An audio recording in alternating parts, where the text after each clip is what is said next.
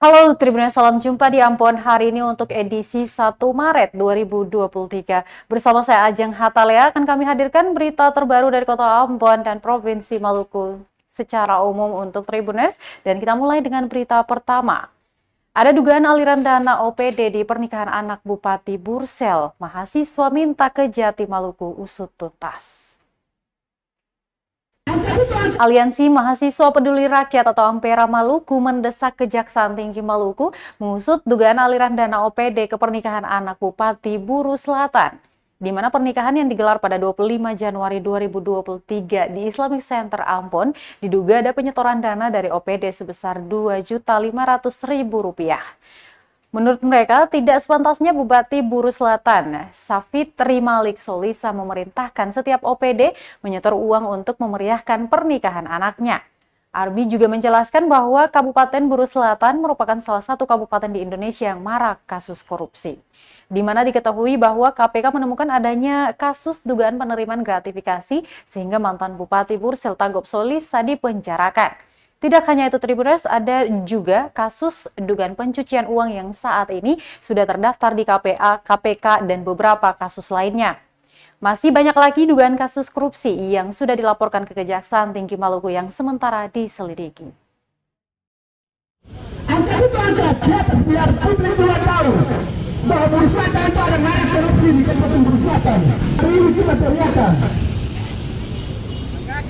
Nah, olehnya itu meminta dengan hormat kepada Kejaksaan Tinggi Maluku untuk kemudian menanggapi isu-isu dugaan korupsi yang selama ini sudah dipenuhi di publik maupun kasus ini secepatnya diungkapkan atau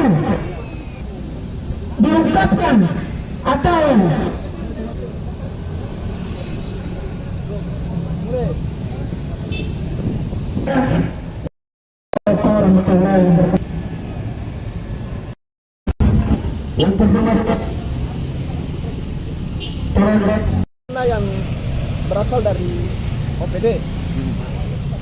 Jadi aliran dana itu Bupati menginstruksikan untuk seluruh OPD Kabupaten Buru Selatan untuk menyetor dalam pernikahan anaknya Bupati sebesar Rp2.500.000 dari seluruh OPD.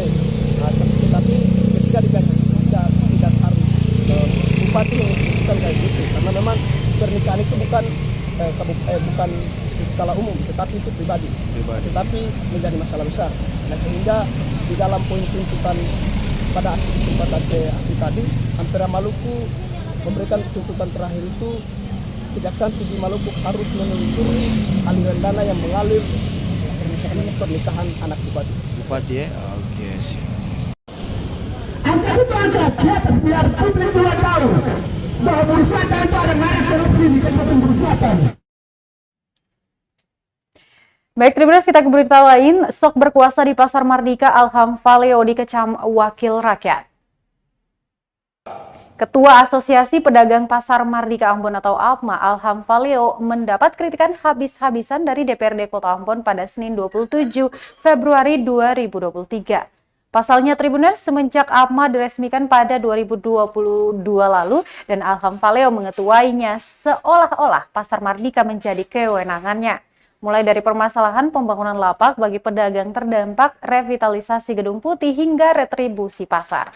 Bahkan pembangunan dan pembongkaran lapak di dalam Terminal Mardika juga diinisiasi oleh APMA tanpa izin pemerintah Kota Ambon.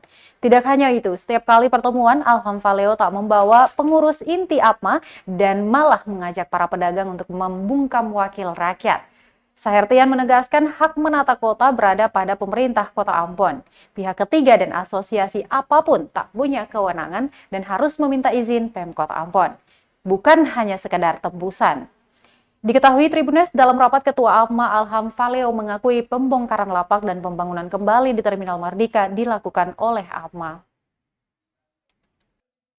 Oleh rakyat, Pak pejabat diberikan kepercayaan oleh pemerintah untuk menata, tidak ada bisa ada pihak lain yang bisa mengatur kota ini selain pemerintah dan DPRD. Masyarakat milik kita, dan karena itu kita dapat takut menyampaikan sesuatu yang benar.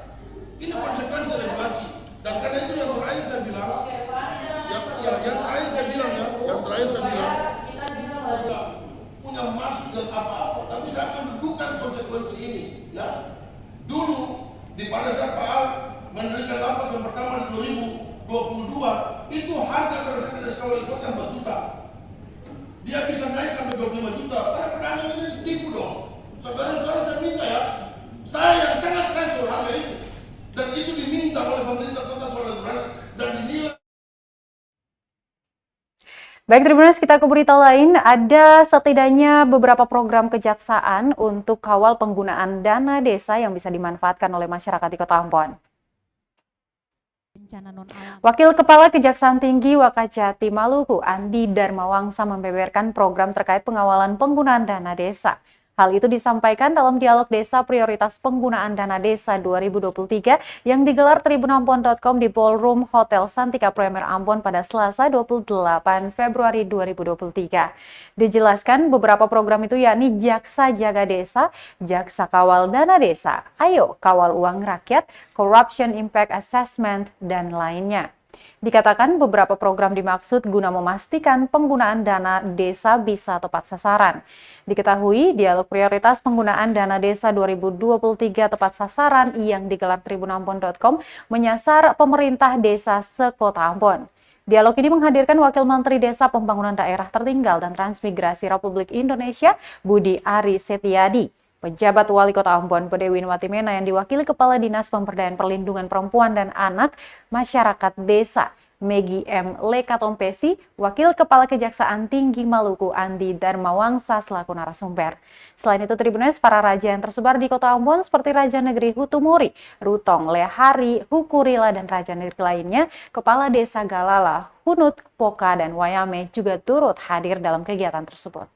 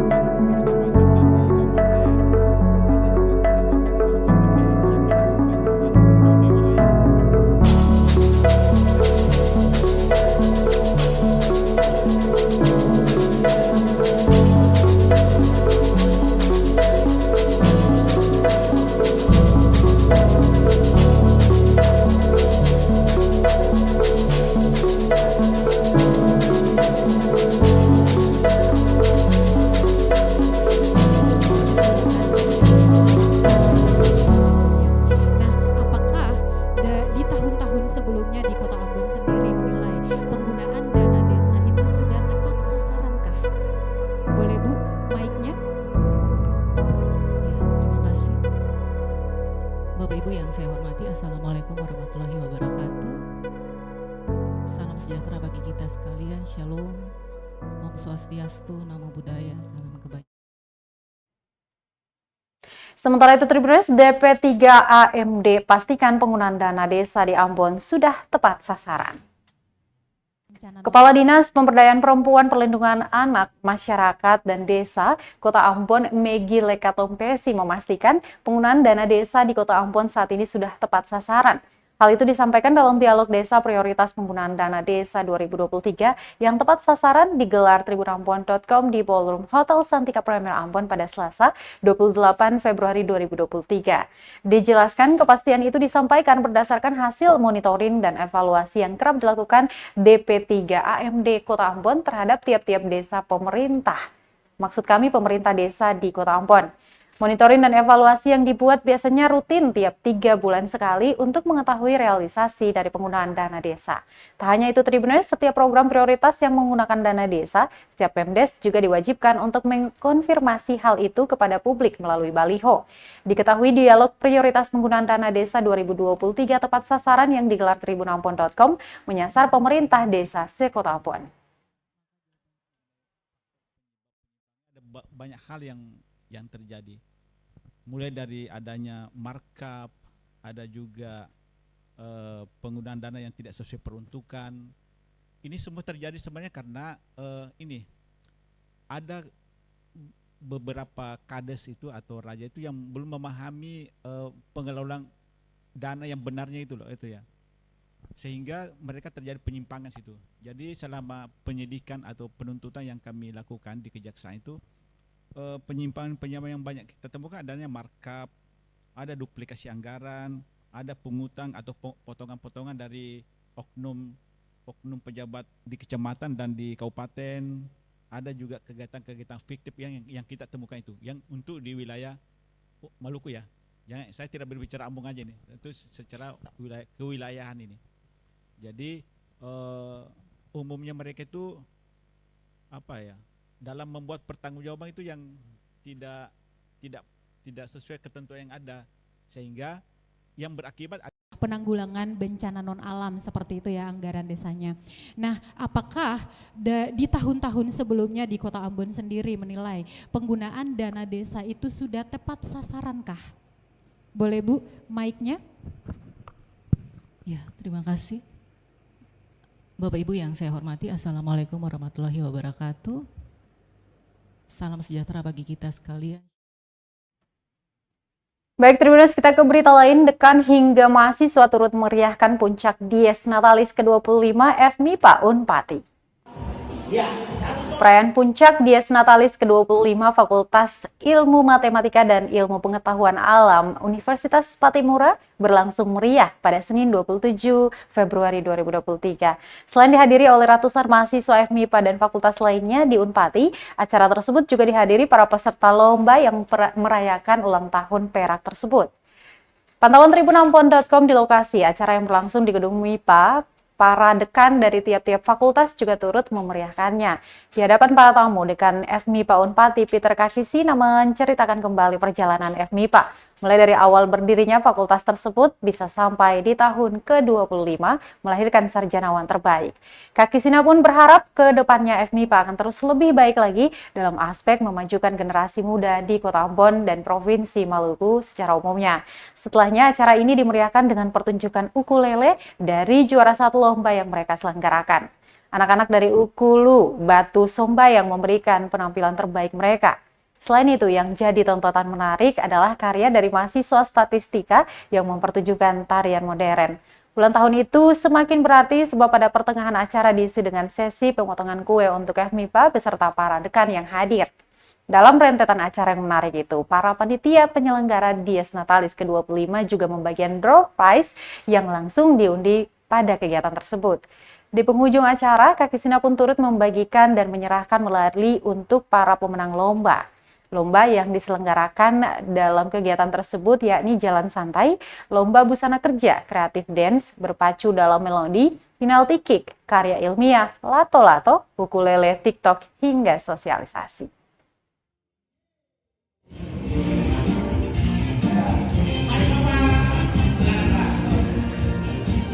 Baik, untuk memberikan hadiah kepada pemenang lomba busana kantor terbaik. Harapan 3. Harapan 1 dari SD Negeri 3 Ambon, juara 3 SD Negeri 11 Ambon, juara 2 SD Negeri Tuni, dan juara 1 Ukulele Batu Sombayang. Foto bersama. Terima kasih kami berikan kesempatan foto bersama. Foto bersama.